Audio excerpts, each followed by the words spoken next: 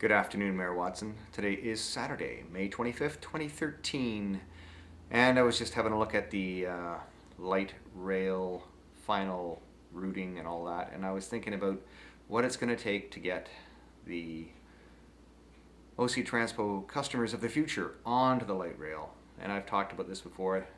Most of them are going to have to ride a bus to the light rail.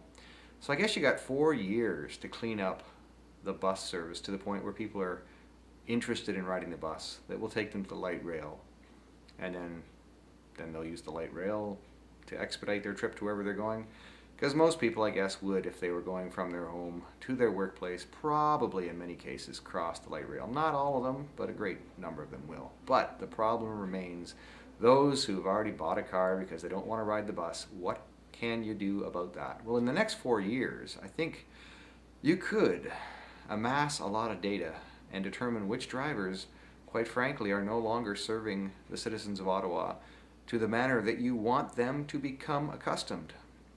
There's drivers who are impolite, drivers who needlessly run over curbs. I mean, we all know that all the drivers go through a training process and they learn they don't have to run over a single curb in the city of Ottawa as their bus goes along any of the routes. It just isn't a requirement.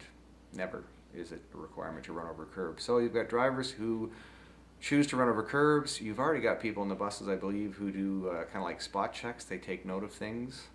Maybe they stop doing that. Well, if they have stopped doing it, maybe we need to go back to that. And that person just needs to keep track of things like, I ran over a curb, we went over a curb, and take note of that. And then the drivers can be cautioned, and if they refuse to improve, then they can just be released.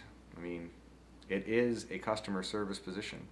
And there are lots of people who would love to do that job because the pay is very good and the benefits are very good. So why not leverage that? You know, keep only the drivers who are willing to do a 100% customer service job, and then perhaps with a small, or maybe not so small, change to the scheduling, you can have a transit system that people are like, yeah, it's a joy to ride that bus. It doesn't run over curbs. I don't get thrown into my seat.